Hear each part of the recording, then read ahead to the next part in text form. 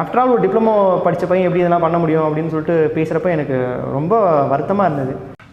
Youth பேப்பரின் இனிய வணக்கம். மறக்காமல் சப்ஸ்கிரைப் பண்ணுங்கள், பக்கத்தில் இருக்க பெல் ஐகானை கிளிக் பண்ணுங்கள். தேங்க்யூ. ஹாய் ஃப்ரெண்ட்ஸ், மணிமொழியன் பேசுகிறேன். இது வரைக்கும் கிட்டத்தட்ட ஒரு 6 ஜாப் நான் ரிசைன் பண்ணியிருக்கேன். 7வது போஸ்டிங்கில் நான் இருக்கேன். மொத்தம் 8 போஸ்டிங் செலக்ட் ஆனேன். அதில் 7வது போஸ்டிங்கில் நான் ஜாயின் பண்ணி ஒர்க் பண்ணிகிட்ருக்கேன். இந்த ஒவ்வொரு ஜாப் ரிசைன் பண்ணுறப்பையும் வந்து என்னோடய ஃபேமிலி, அப்பாவாகட்டும், யாருமே வேணான்னு தான் சொல்லுவாங்க. இல்லை உனக்கு இது போதும், இதுக்கப்புறம் உன்னால் முடியாது, அச்சீவ் பண்ண முடியாது அப்படின்ற மாதிரி தான் சொல்லுவாங்க. ஆனால் என் மனசுக்குள்ளே மட்டும் இல்லை, நம்மளால் முடியும் அப்படின்ற ஒரு எண்ணம் எனக்குள்ளே இருந்துக்கிட்டே இருக்கும். அப்பா வந்து ஒவ்வொரு தடவையும் வந்து இல்லை வேண்டாம் போதும், நீ பண்ணாத, இது வந்து வேலையை ரிசைன் பண்ணாத அப்படின்னு தான் சொல்லுவாங்க. அதே மாதிரி தான் வந்து ஃப்ரெண்ட்ஸும் எல்லாமே அப்படி தான் சொல்லுவாங்க.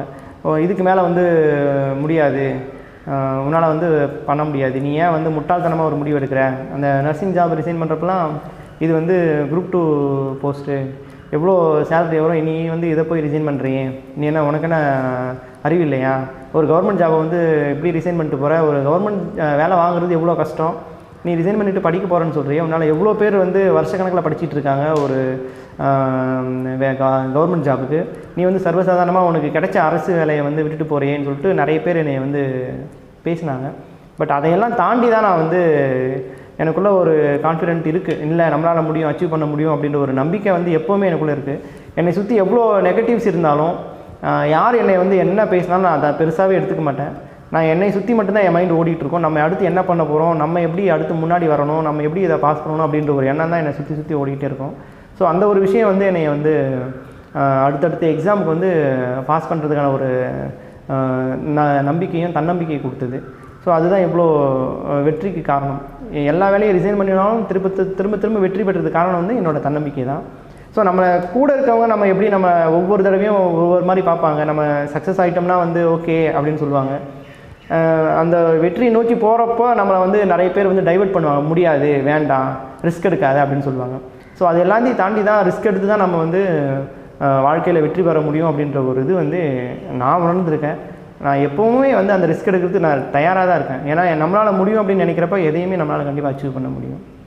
ஆக்சுவலாக நான் ஃபஸ்ட்டு காம்படிட்டிவ் எக்ஸாம் ப்ரிப்பேர் பண்ணணும் அப்படின்னு ஆரம்பிக்கிறப்ப எனக்கு பெரிய ஒரு தடையாக நின்றது லாங்குவேஜ். ஏன்னா நான் வந்து +2 வரைக்கும் தமிழ் மீடியமில் படித்தேன். அதுக்கப்புறம் நர்சிங் வந்து பார்த்திங்கன்னா இங்கிலீஷில் படிக்கிற மாதிரி இருந்தது. ஸோ அதுக்கப்புறம் எனக்கு காம்படிட்டிவ் எக்ஸாமில் எதை படிக்கலாம், எந்த லாங்குவேஜில் படிக்கிறேன்ற ஒரு ஐடியாவே எனக்கு பெருசாக வரல. எனக்கு தமிழில் படிக்கலாமா இல்லை இங்கிலீஷில் படிக்கலாமா, அதுவே எனக்கு ஒரு தடையாக இருந்தது. தமிழ்லையும் படித்து பார்த்தேன், இங்கிலீஷ்லையும் படித்து பார்த்தேன், எனக்கு ரெண்டுமே சரியாக வரல. எனக்கு எதுவுமே சரியாக வரல. ஏன்னா நான் ரொம்ப நாள் பிரேக். எனக்கு வந்து பார்த்திங்கன்னா +2 முடிச்சுட்டு நர்சிங் முடிச்சதுக்கப்புறம் கிட்டத்தட்ட ஒரு 4 இயர்ஸ் கழிச்சு தான் நான் மறுபடியும் புக்கை தொடுறேன். ஸோ எனக்கு சுத்தமாக டச்சே இல்லாத மாதிரி இருந்தது, எதுவுமே எனக்கு புரியல. சரி ஓகே, நம்ம இருந்தாலும் லாங்குவேஜை சூஸ் பண்ணி படிப்புன்னு சொல்லிட்டு நான் தமிழில் படிச்சிருந்தாலும் நான் இங்கிலீஷில் படிக்கலாம் அப்படின்ற ஒரு முடிவுக்கு வந்துட்டேன் நான். ஸோ இங்கிலீஷில் தான் நான் எக்ஸாமுக்கு படிக்க ஆரம்பித்தேன். முதல்ல ரொம்ப கஷ்டமாக தான் இருந்தது. ஒவ்வொரு இப்போது எக்கனாமிக்ஸு, ஹிஸ்ட்ரி, ஜியாகிரஃபி எல்லாத்துலேயும் இருக்க டேர்ம்ஸ் வந்து டிக்ஷனரி வச்சு தான் படித்தேன். கஷ்டமாக தான் இருந்தது படிக்கிறதுக்கு. இருந்தாலும் படிக்க எனக்கு ரொம்ப கொஞ்சம் இன்ட்ரெஸ்ட்டாக இருந்தது. அதேமாதிரி நான் எப்படி படிக்கணும், என்ன படிக்கணுன்ற ஒரு ஐடியா கூட எனக்கு பேசிக்காக எனக்கு இல்லை. ஸோ ஆய்க்குடி கோச்சிங் சென்டர் போனதுக்கப்புறம் தான் எனக்கு இப்படி தான் படிக்கணும், இதை தான் பண்ணணும், சிலபஸ் தான் படிக்கணும் அப்படின்ற ஒரு ஐடியா வந்தது. ஏன்னா நான் வாங்கின சேலரி 3500, அதில் நான் எனக்கு ரெண்ட்டு கொடுக்கணும், சாப்பாடு செலவு இருக்குது, பர்சனல் செலவு இருக்குது. இது எல்லாத்தையும் தாண்டி நான் வந்து ஒரு கோச்சிங் சென்டரில் போயிட்டு பணம் கொடுத்து படிக்கிற அளவுக்கு எனக்கு வந்து கண்டிப்பாக வசதி இல்லை. ஸோ அந்த இலவச பயிற்சி மையம் அப்படின்ற ஒரு இது எனக்கு கிடைக்கலனா கண்டிப்பாக நான் நிச்சயமாக இன்றைக்கி உங்கள் முன்னாடி நின்று நான் பேசவே முடியாது. ஸோ அந்த மாதிரியான ஒரு வாய்ப்பை கொடுத்தது தான் எனக்கு இந்த ஆயக்குடி இலவச பயிற்சி மையம். அந்த இலவச பயிற்சி மையத்தில் தான் போய் படித்தேன். எனக்கு நிறைய பேர் ஹெல்ப்பும் பண்ணியிருக்காங்க, ஃபினான்ஷியலாக வந்து படிக்கிறதுக்கு ஹெல்ப் பண்ணியிருக்காங்க. எனக்கு இன்னும் ஞாபகம் இருக்குது. நான் வந்து மெடிக்கல் ஃபீல்டில் ஒர்க் பண்ணிட்டு நல்லா அதில் இன்ட்ரெஸ்ட்டாக நிறையா கொஷின்ஸ் கேட்பேன், ஸ்டூடெண்ட்ஸுக்கு நல்லா சொல்லி தருவேன். ஸோ இந்த மாதிரி நல்லா இன்ட்ரெஸ்ட்டாக இருக்கப்போ எக்ஸாம் படிக்கணும் அப்படின்னு சொல்கிறப்ப சின்ன விஷயங்கள்லாம் வந்தது. ஒரு திண்டுக்கல் ஜிஹெச்சில் ஒர்க் பண்ணிகிட்டு இருக்கப்போ, சாரி சொல்லக்கூடாது, எக்ஸாம் படிச்சுட்ருக்கப்போ சில டாக்டர்ஸ்லாம் வந்து என்ன அந்த பையன் படிச்சுட்ருக்கான் அப்படின்னு கேட்பாங்க. அந்த பையன் ஏதோ ஐஏஎஸ் படிக்கிறானா, சிவில் சர்வீஸ் எக்ஸாமுக்கு அப்படின்னு. அது எப்படி ஒரு டிப்ளமோ படித்த பையன் எப்படி ஐஏஎஸ் ஆக முடியும், அதெல்லாம் வாய்ப்பே இல்லை. அப்படின்னு சொல்லியிருக்காங்க. அதே மாதிரி சிலர் வந்து என் பொண்ணுலாம் வந்து ரொம்ப நாளாக படிச்சுட்டு இருக்காங்க காம்படிட்டிவ் எக்ஸாமுக்கு, இவன் டிப்ளமோ படிச்சுட்டு எப்படி வந்து ஒரு எக்ஸாம் பாஸ் பண்ண முடியும், டைரெக்டாக என்கிட்டே சொன்னாங்க. ஸோ எனக்கெல்லாம் ரொம்ப கஷ்டமாக இருந்தது. எனக்கு ஆஃப்டர் ஆல் ஒரு டிப்ளமோ படித்த பையன் எப்படி இதெல்லாம் பண்ண முடியும் அப்படின்னு சொல்லிட்டு பேசுகிறப்ப எனக்கு ரொம்ப வருத்தமாக இருந்தது. ஸோ இதெல்லாம் தாண்டி வரணும் அப்படின்னு சொல்லிட்டு தான் நான் இருந்தேன். இருந்தாலும் ஒரு மேடம் டாக்டர் கவிதா அவங்களாம் வந்து எனக்கு கடவுள் மாதிரி. என்னோட அந்த கான்ஃபிடென்ட்டை பார்த்துட்டு அவங்க ஃபஸ்ட் டைம் வந்து ஒரு 2500 எனக்கு கொடுத்தாங்க. அவங்க கொடுத்து, மணி உன்னால் முடியும், நீ இந்த அமௌண்ட்டுக்கு வந்து நீ ஒரு புக்கு வாங்கணும், புக்கு வாங்கி நீ படி அப்படின்னு சொன்னாங்க.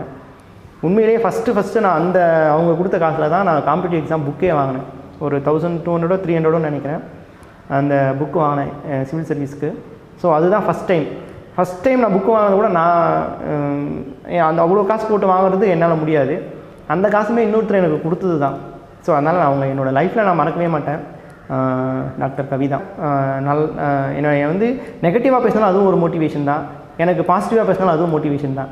எப்படி பேசினாலும் எல்லாத்தையும் நான் மோட்டிவேஷனாக தான் எடுத்துக்குவேன். என்னால் முடியும் அப்படின்ற ஒரு கான்ஃபிடென்ட்டோடு தான் நான் அதை அப்ரோச் பண்ணுவேன். யாரும் என்னை நெகட்டிவாக பேசிட்டாங்கன்னு அவங்க நான் கோவப்பட்டதும் கிடையாது. ஏன்னா அவங்களோட வியூ சொல்கிறாங்க, அது நான் எப்படி எடுத்துக்கிறேன்றதை பொறுத்து தான் என்னோடய ஃப்யூச்சர் இருக்குது. ஸோ அதனால் யாரையுமே நான் வந்து தப்பாகவும் நினைக்கல, யார் மேலேயும் நான் கோவமும் படலை. ஸோ அவங்களோட வியூ சொல்கிறாங்க, என்னால் முடியும், ஏன் இதை தாண்டி வர முடியாதா அப்படின்ற ஒரு கான்ஃபிடென்ட் எனக்கு என்னை நானே கேள்வி கேட்டுக்கிட்டு தான் அடுத்தடுத்த ஸ்டேஜில் வந்தேன். படிக்கிறப்ப இந்த மாதிரி அந்த புக்கு வாங்கி தான் படித்தேன். நான் ஒர்க் பண்ணிகிட்டே படித்தது தான் எல்லாமே. 2008 பார்த்தீங்கன்னா 2019 வரைக்கும் நான் படித்தது எல்லாமே பார்த்திங்கன்னா ஒரு 6 மாதம் வேலை இல்லாமல் இருந்தேன். மீது எல்லாமே நான் ஒர்க் பண்ணிகிட்டே படித்தது தான் எல்லா வேலையும். ஸோ வேலை பார்த்துட்டே படிக்கிறது கண்டிப்பாக கஷ்டமான விஷயந்தான். கிடைக்கிற நேரத்தில் நம்ம வந்து படிக்கணும். முதல்ல வந்து பார்த்திங்கன்னா நான் கிட்டத்தட்ட ஒரு 3 ஹவர்ஸ் டெய்லி ஒரு 3 ஹவர்ஸ் படிப்பேன். ஆனால் டெய்லியும் படிப்பேன். ஒர்க் பண்ணிகிட்டே படிக்கிற மாதிரி தான் இருக்கும். சில நேரத்தில் நைட் டியூட்டிலாம் பார்க்குறப்ப நைட் 2 மணிக்கு மேலே கொஞ்சம் ஃப்ரீயாக இருக்கும், படிப்பேன். டே டியூட்டிலாம் பார்க்குறப்ப கிடைக்கிற டைமில் எனக்கு எப்பப்பெல்லாம் டைம் கிடைக்குதோ அப்பப்பெல்லாம் படிப்பேன். பட் ரொம்ப அதிகமாகலாம் படித்ததில்லை. ஒரு நாளைக்கு 3 ஹவர்ஸ் அவ்வளோதான், ஆவரேஜாக 3 ஹவர்ஸ் தான் படிப்பேன். ஸோ அதுவே எனக்கு நிறைய சக்ஸஸ் கொடுத்தது. ஏன்னா கண்டினியூஸாக படிச்சுட்டே இருந்தேன், ரொம்ப கேப்லாம் விட மாட்டேன், டெய்லியும் படிப்பேன். ஸோ அதனால் 3 ஹவர்ஸ் படித்ததே எனஃபாக இருந்தது எக்ஸாம் கிளியர் பண்ணுறதுலாம். ரொம்ப பெருசாலாம் நான் ரொம்ப நிறைய மணிக்கணக்கில் 10 மணி நேரம் 15 மணி நேரம்லாம் வந்து ஆரம்பத்தில் நான் படிக்கல.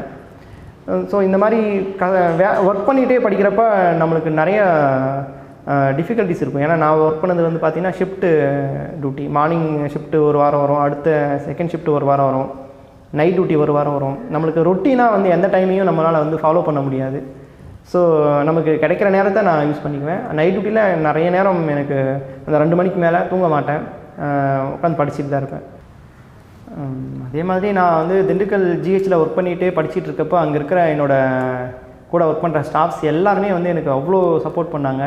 மணி உன்னால் முடியும், நீ கண்டிப்பாக வருவேன், கண்டிப்பாக உன்னை பார்த்தா வந்து ஃப்யூச்சர் ஐஏஎஸோ இல்லை ஐபிஎஸோ கண்டிப்பாக ஆகும் அப்படின்னு சொல்லுவாங்க கண்டிப்பாக. ஸோ அவங்க எல்லாமே ரொம்ப என்னை மோட்டிவேட் பண்ணாங்க. என்னோடய ஃப்ரெண்ட் சர்க்கிள் எல்லாருமே வந்து நான் என்னோடய அந்த படிக்கிறது, என்னோடய அந்த ஆட்டிடியூடை பார்த்துட்டு எல்லாமே என்னால் முடியும் அப்படின்னு சொல்லிட்டு நிறைய பேர் பாசிட்டிவாகவும் சொல்லியிருக்காங்க.